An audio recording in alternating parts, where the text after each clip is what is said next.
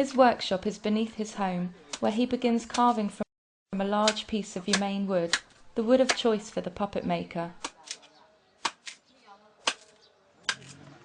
Each piece of wood is fashioned from memory, down to the tiniest detail.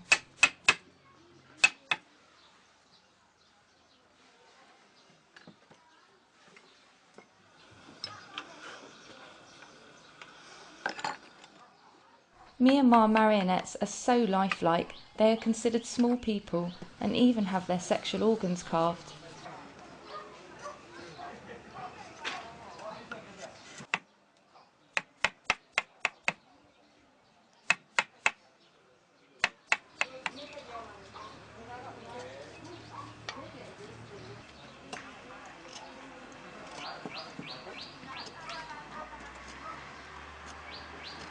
A traditional puppet has real human hair implanted and is painted using modern paint mixed with chalk dust. In the past, a paste made from tamarind seeds and talcum powder was used. A birthing ceremony with offerings made to the Nat spirits is believed to breathe life into the marionette, or instill the butterfly as it is known. Aung lives with his mother and sister, who as skilled embroiderers provide the clothing for each of the marionettes.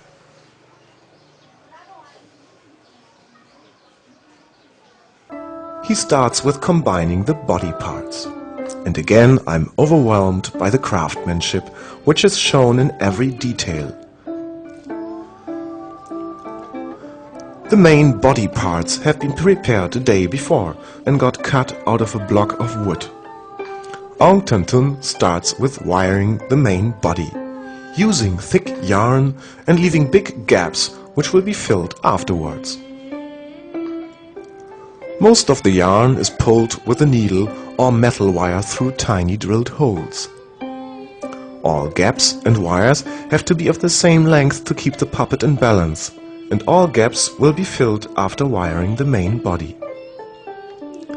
The different color of the legs, arms and the head come from the white paint which is already attached in order to speed up the process for us.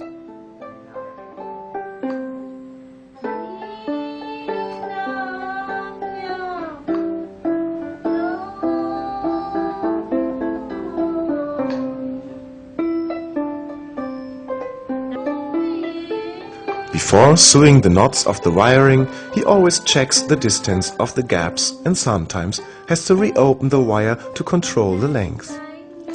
This balancing of all distances takes a lot of time and a good eye of the puppet maker.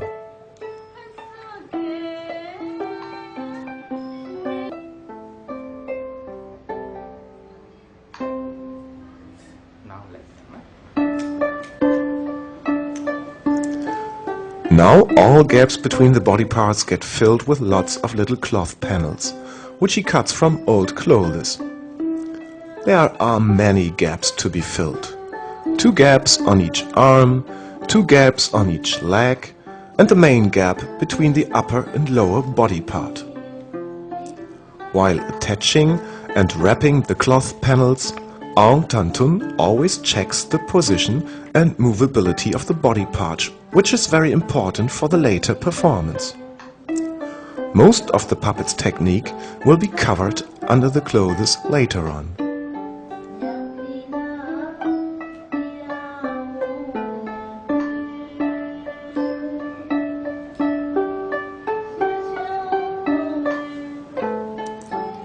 By sewing the panels, he prevents them from slipping off.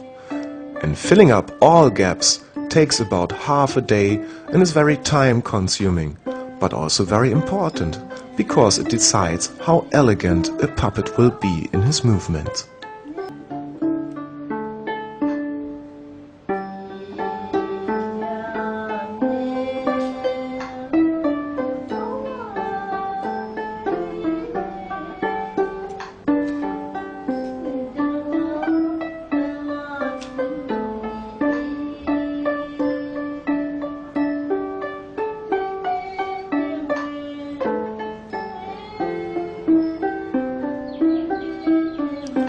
After filling up and sewing all gaps, it's time to attach the clothing of the puppet.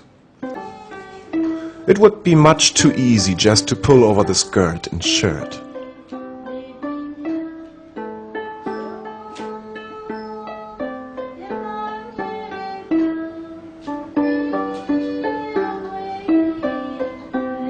Of course, the puppet's clothing strictly follows the traditional costumes and thus is not easy to attach.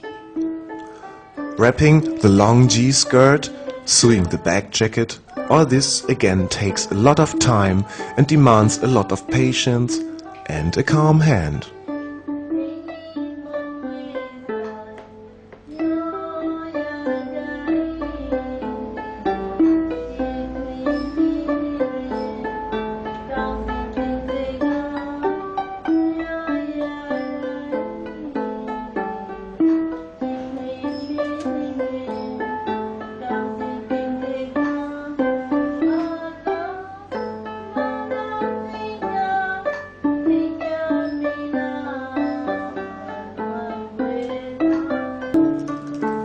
In the last step, the head gets fixed and wired to the body.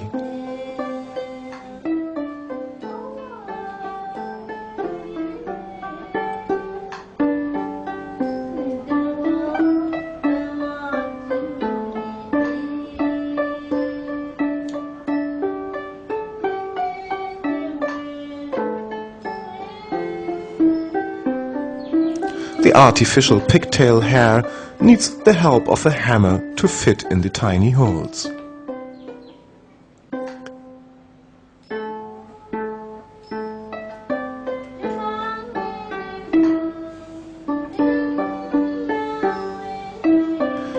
Even during the last steps of creation, the puppet seems to come to life under the hand of its maker.